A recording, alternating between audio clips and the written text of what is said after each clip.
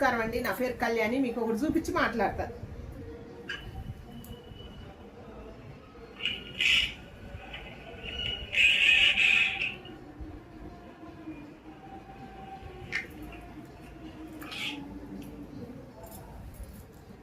మన శివాజీ గారు మాట్లాడింది ఏంటి? స్త్రీ గౌరవం గురించి పాపం 2 మాటలు మాట్లాడింది ఆయన. మాట్లాడితే మన అనసూయ గారి గురించి అసలు ఒక్క మాట కూడా తేలేదు. ఆమె రియాక్ట్ అయ్యి ఇదంతా రచ్చ కారణమైందే మన అనసూయ గారు. ఇప్పుడు చేసిన కర్మ అనుభవించ తప్పదంటే ఇదే. ఇన్నాళ్ళు ఎప్పుడో పిల్లలకు తలిగేదంట.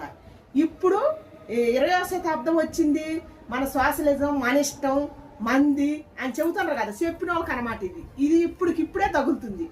ఏడుతుంది చూడు పాపం ఎక్కెక్కి.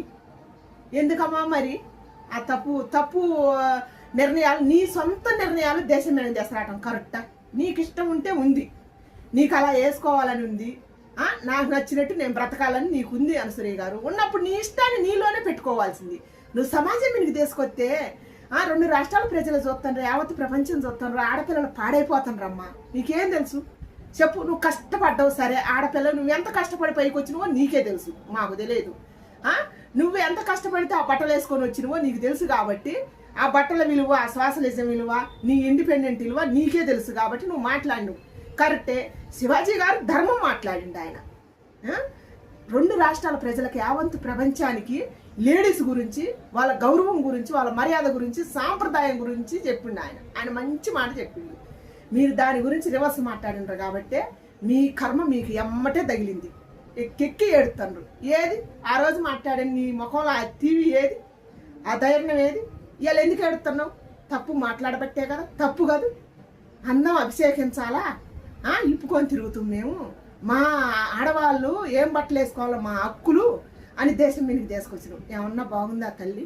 నీ వల్ల ఎంత రచ్చ నడిచిందమ్మా. నీ గురించి అసలు ఒక్క మాట కూడా తెలియదమ్మా శివాజీ గారు పాపం.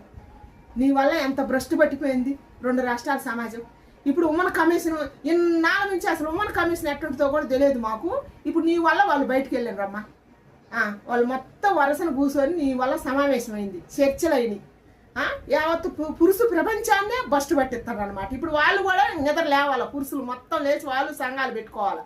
పురుష సంఘాలు పెట్టుకొని వాళ్ళ హక్కుల గురించి, వాళ్ళ అస్తిత్వాల గురించి వాళ్ళు పోరాడాలన్నమాట. ఇప్పుడు మనం ఎట్లా పోరాడుతున్నావు వాళ్ళు కూడా పోరాడాలన్నమాట.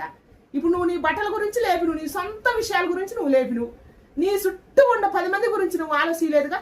శివాజీ గారు ఆయన చుట్టూ ఉన్న 10 మంది గురించి ఆలోచించండు, 10 మంది క్షేమం గురించి ఆలోచించండు, నీ ఒక్కదాని గురించి నువ్వు ఆలోచించను.